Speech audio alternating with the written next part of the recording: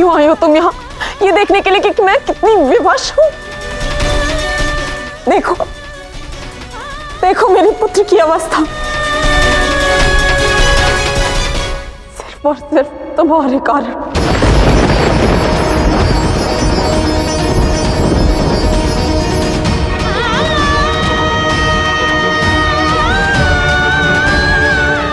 देखो राधा, मेरा पुत्र जीवित है पर एक शव की तरह, न हिल सकता है, न बोल सकता है। इससे अच्छा तो श्री कृष्ण इसके प्राण ही ले लेते। ये क्या कह रही हो जाम्बवती? साम को दंड मिलने का दुख मुझे भी है, पर मुझे विश्वास है कि साम ठीक हो जाएगा। जानती हूँ कि तुम मुझे यहाँ नहीं देखना चाहती, इसलिए अंतिम बार तुमसे मिलने आई थी। सब तुम्हारा षड्यंत्र है राधा।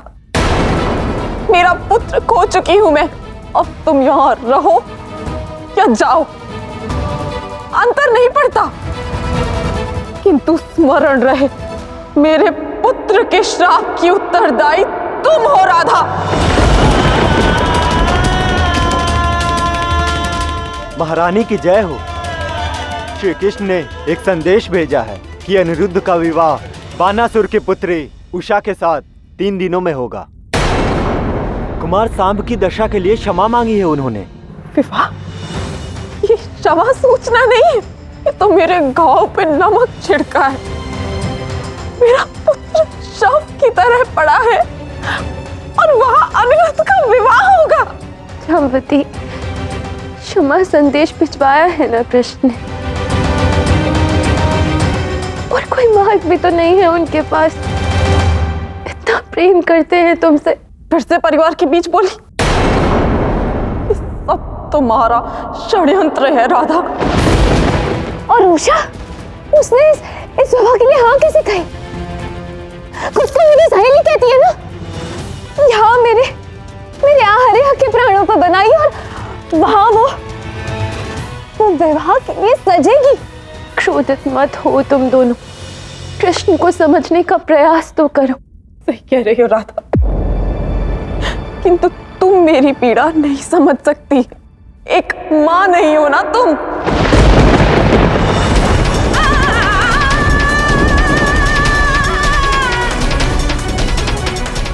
जाओ यहां से राधा। हमारी हितैषी होने का अभिनय ना करो, क्योंकि तुम्हारे इस अभिनय से मेरा अनुभव नहीं मिटेगा कि मेरे जीवन की तुम खलनायिका हो।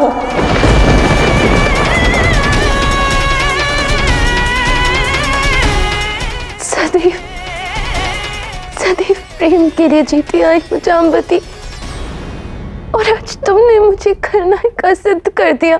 बस करो राधा, बहुत सुन लिया मैंने इस झूठी प्रेम के विषय में। प्रेम की शक्ति, प्रेम सखी, इतनी शक्ति है ना प्रेम में। तो ठीक करो मेरे पुत्र को। कहती हो ना तुम बहुत प्रेम करती हो उससे, तो निरोगी करो उसे अपनी प्रेम की शक्ति से। सिद्ध करो अपने प्रेम को।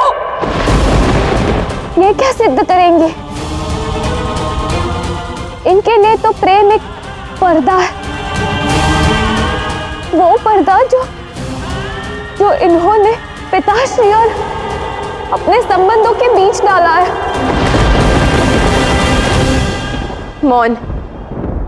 मौन रहो। मेरा और कृष्ण का प्रेम परिशुद्ध है, अनंत शक्ति है उसमें, और मैं ये सिद्ध करके रहूंगी। शाम घर से उठेगा, चलेगा, फिरेगा, बोलेगा।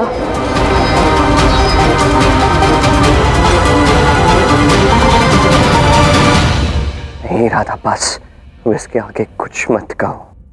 मेरा वचन है तुमसे, 3 दिन के भीतर शाम ठीक होगा और अनिरुद्ध के विवाह में भाग भी लेगा।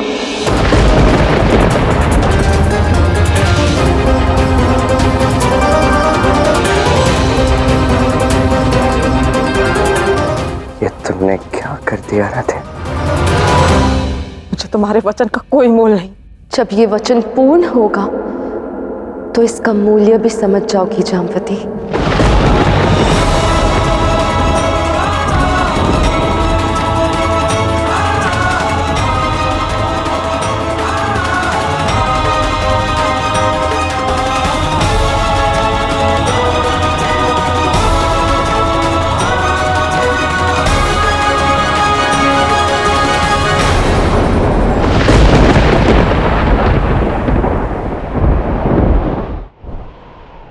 क्या कर दिया राधे? कैसा वचन दे दिया तुमने? और तुमने शाम को कैसा दंड दिया कृष्ण? उसे इस प्रकार मैं नहीं देख सकती। राधे, तुम देख पाओ ना देख पाओ, सत्य नहीं बदलेगा। उसके कर्म नहीं बदलेंगे, कर्म फल नहीं बदलेगा। राधा, मैंने उसे श्राप दिया है, मैं उससे फिर नहीं सकता। और मैं अपने वचन से नहीं पलट सकती कृष्ण। हमारी प्रेम पर प्रश्न उठा रहे हैं लोग, मैं उन्हें दिखाऊंगी कि श्राप से बड़ा प्रेम है। ऐसे मत करो राधा, द्वारकाधीश होने के नाते तुम्हारी सहायता नहीं कर पाऊंगा। मेरा विश्वास करो, जब शाम के विचार, उसकी सोच, उसकी चेतना शुभ हो जाएगी, वो स्वयं ठीक हो जाएगा। राधा, इस सब की आवश्यकता नहीं है। नहीं कृष्ण, इस बार तुम कुछ भी कहो, मैं अपने वचन से नहीं फिरूंगी। क्षमा करना।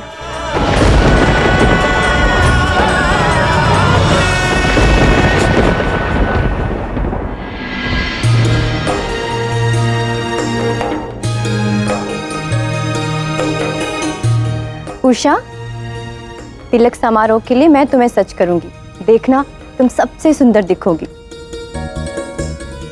वाह श्री बलराम जी, नगरी सज्जा तो आपने खूब करवाई है। ये तो कुछ भी नहीं बाणासुर, वास्तव में सर्वश्रेष्ठ सज्जा तो हमारी राधा करवाती है। किंतु राधा है कहाँ?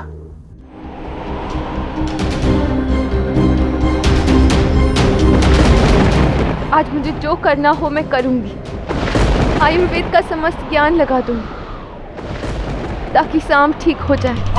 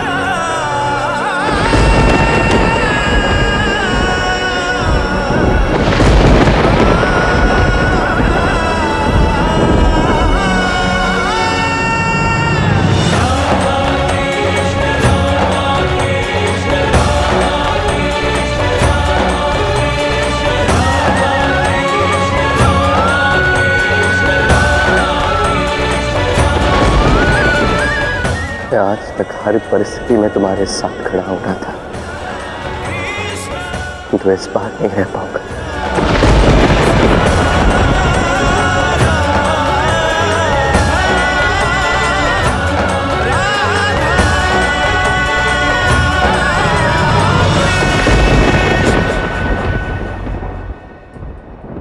आज तक इतनी पीड़ा मुझे कभी अनुभव नहीं हुई। जैसे हर संकट राधा कृष्ण के प्रेम की परीक्षा लेने ही आता है, इस बार मैं कुछ कर भी नहीं सकता।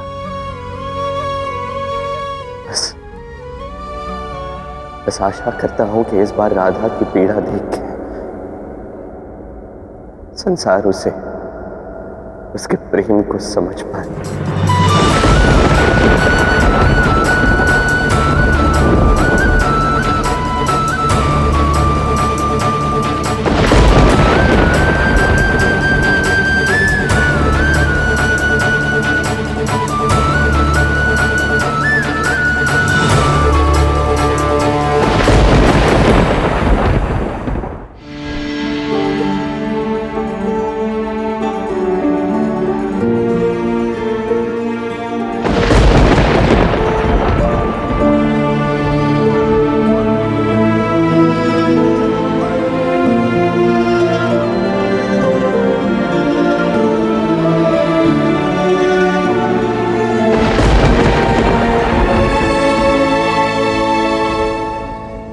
अब हट छोड़ भी दो राधा, तुम ये नहीं कर पाओगे। उचित कर्म करना तो मैंने सिखाया है ना कृष्ण, वही कर रही हूँ।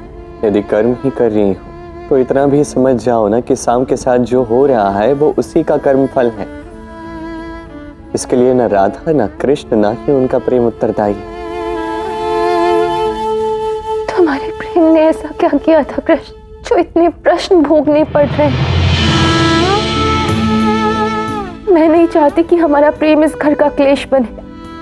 कृष्ण ने श्राप दिया है तो राधा नहीं तो कौन ठीक करेगा?